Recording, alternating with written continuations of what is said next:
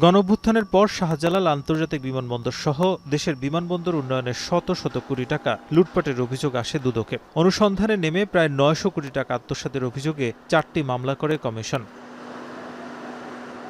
যার প্রতিটি মামলার আসামি তৎকালীন প্রধানমন্ত্রী শেখ হাসিনার সামরিক উপদেষ্টা তারেক আহমেদ সিদ্দিক সহ অনেকে। আলাদা ২ মামলায় তার সঙ্গে আসামি ছিলেন প্রকৌশলী আমিনুল হাসিব ও মইদুর রহমান মওদুদ, যার তদন্ত বর্তমানে অর্থ পাচার শাখায় চলমান রয়েছে।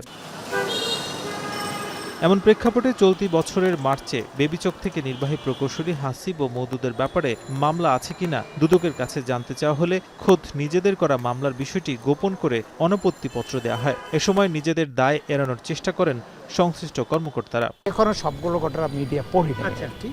তো আমরা আমাদের কাছে যতটুকু নলেজে আসছে আমরা এটা নিয়ে খতিয়ে দেখছি যে এখানে আমাদের কেউ কোনো ইচ্ছাকৃতভাবে ত্রুটি করলো না কোনো অসাবধানতাবশত কিছু হয়েছে আমরা দেখছি।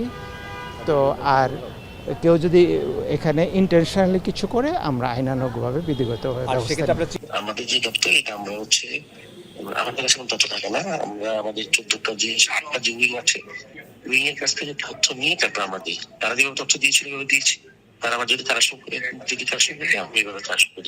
দুদক সচিব জানালেন, অনাপত্তিপত্র ভুল ছিল, সংশোধন করে ফের পাঠানো হচ্ছে। এটা আমি আজকে এসে সকালে শুনলাম যে ভুলটা হয়েছে সেটা সংশোধনীতে যাচ্ছে।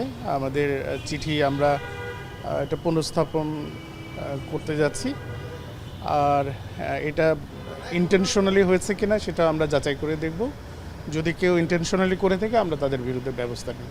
এদিকে দুদকের অনাপত্তিপত্র পাওয়ার পর বেবিচকের নির্বাহী প্রকৌশলী আমিনুল হাসিব তত্ত্বাবধায়ক প্রকৌশলী হিসেবে পদোন্নতি পেয়েছেন বলেও জানা গেছে।